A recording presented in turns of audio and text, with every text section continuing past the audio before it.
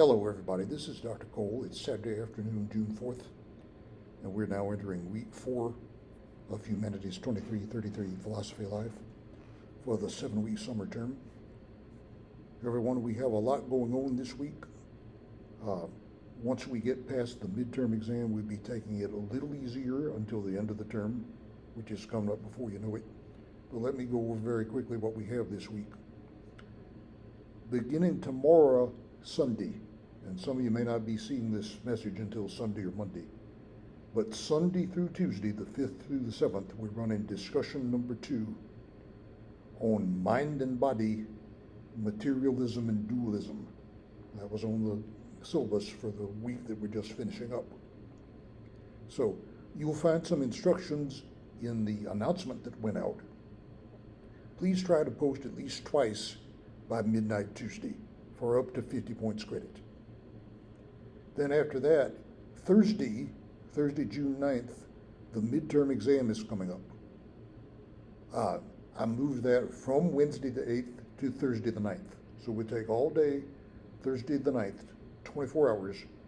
You can take it anytime in that 24-hour window. You have 45 minutes once you begin the exam, and there will be 50 true, false, and multiple choice items.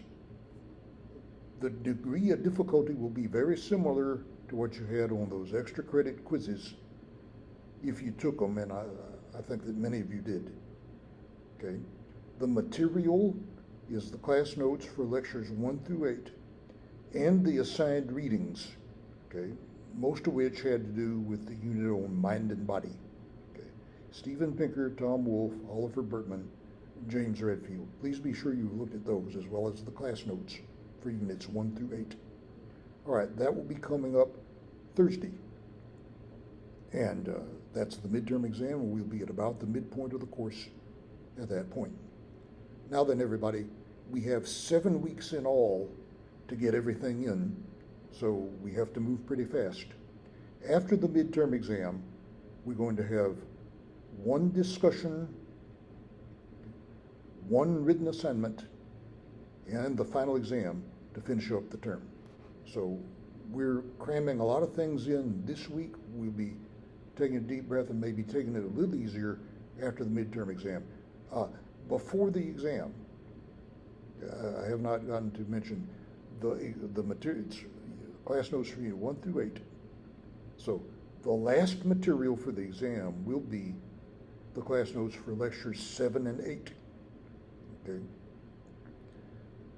Lecture 7, Unit 7, deals with the traditional proofs for the existence of God.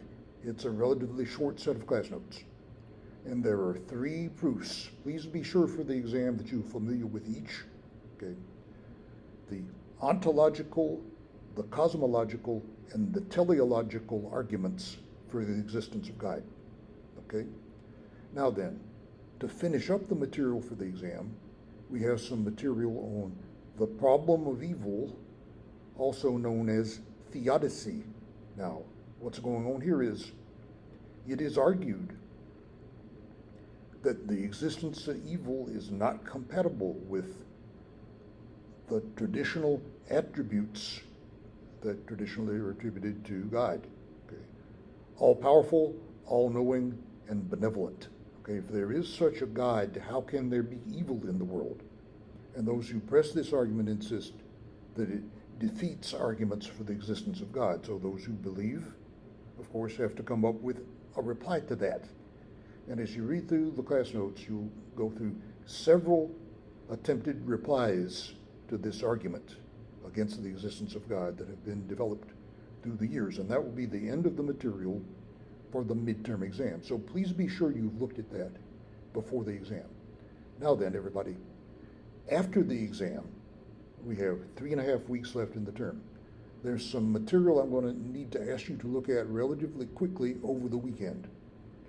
Thursday after you finish the exam, Friday, Saturday, Sunday. And then the following week after the exam, we'll have some even newer material, okay? But after the exam, please look at the class notes for units 9 and 10. Then the week after the exam, we'll be moving on to 11 and 12, which have to do with ethics. But in the class notes for lectures 9 and 10, we're continuing to look at religious questions. Okay. There are two topics that come up here. Okay. The problem of religious language, right, which can also be understood as the problem of religious experience, because when you use religious language, very often you are describing religious experience. Now, we said that in the Anglo-American tradition of analytic philosophy, they're very insistent about being exact, and they don't like to admit any statement that bears much of a burden of interpretation.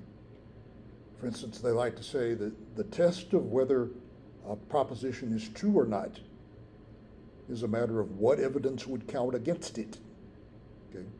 Well, for the devout believer, there's very little evidence that would count against religious statements of religious truth, proposed religious truth.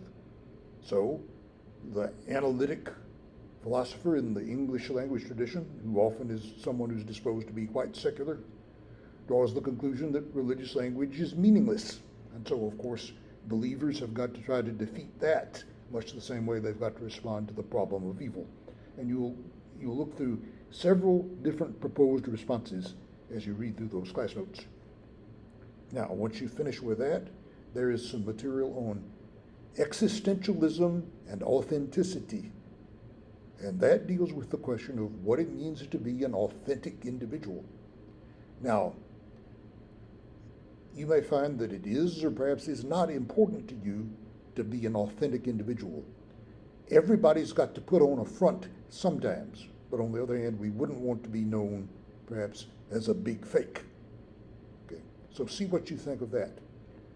All that material, 9 and 10, as you read through it, you'll find that in both those sets of notes, you'll find discussed the Danish philosopher Søren Kierkegaard. So when Kierkegaard's name comes up, please pay very close attention to that. He's one of four philosophers we mentioned, the four great 19th century continental philosophers: Hegel, Marx, Nietzsche, and Kierkegaard. Okay? And of the four, the one friendliest to Orthodox religious belief would be Kierkegaard, although his own beliefs were quite severe, and it's been proposed that the very, very few Christian believers can live up to the standard set for Christian belief that was posed by Kierkegaard. But everyone, I've got to ask you to look at this material pretty quickly. I consider it very important material. The issues raised have been very, very important and helpful to me, so I hope you will take a look at that over the weekend once you've finished with the exam, Thursday through Sunday.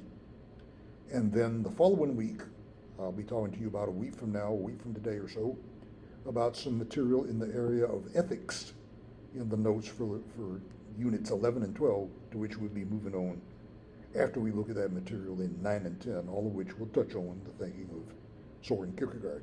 So we have quite a bit for you to do the next few days. And I know that's compressing a good bit into a short period of time, but we have 7 weeks in this course to get everything in. We'll be able to take a little breather after the midterm exam, but I would like you to look at that material for units 9 and 10 over the weekend once you finish the exam. So, good luck on the exam. I hope you will also take part in the discussion. Take it easy, study hard, and we'll be talking to you once again after the exam about a week from this time. Take it easy.